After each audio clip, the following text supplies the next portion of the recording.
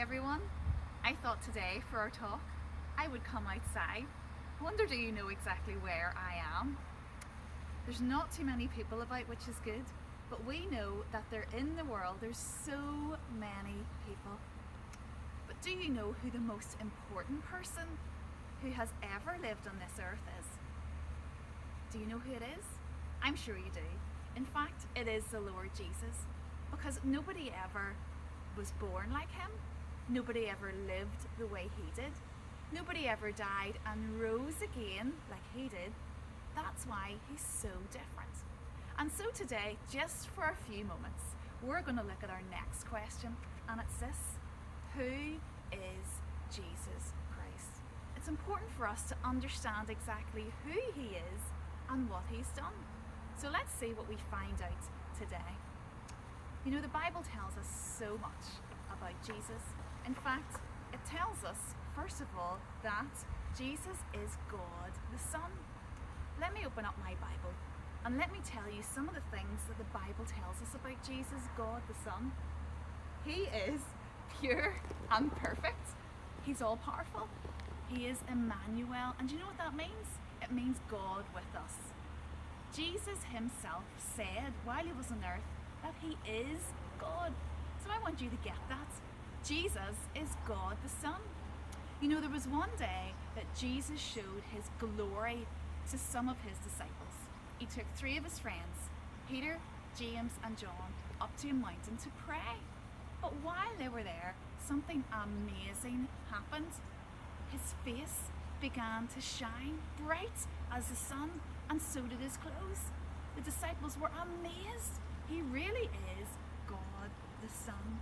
And then they heard a voice from heaven. It was God saying this: "This is my beloved Son. Hear him."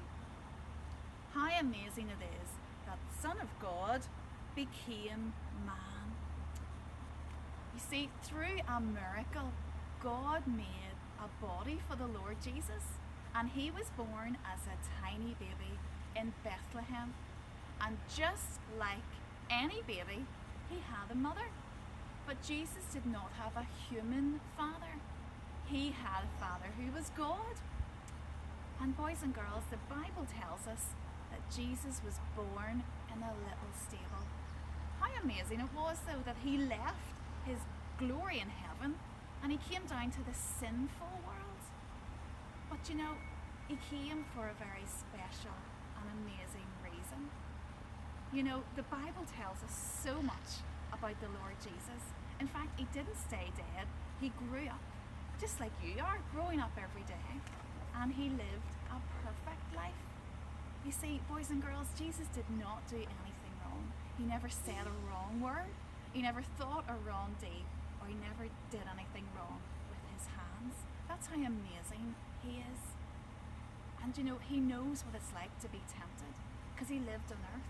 He knows what it's like to be tempted to do wrong. He knows what it's like to feel pain. And he knows what it's like, boys and girls, to feel tired and to feel hungry. And that's why it's a good thing that we can come to him and he understands us all the time. But there was a reason why he came. And that was to be the only Saviour. Do you get that? The only Saviour. You see, because he lived that perfect life, he then went and died on the cross. You see, here's the thing. Whenever Jesus was on the cross, God put all of our sin, including mine, onto him, and he was punished. Why?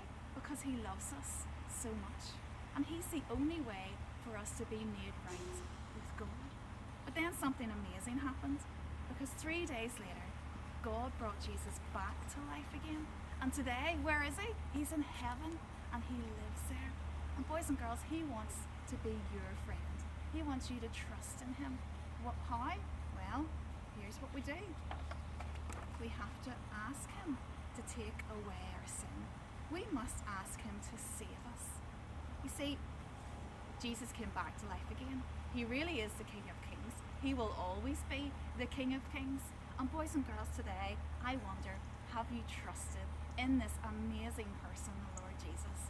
Yes, he is God, but he came to earth as a man, and he died on the cross and came back to life again so that you could know him in that amazing way.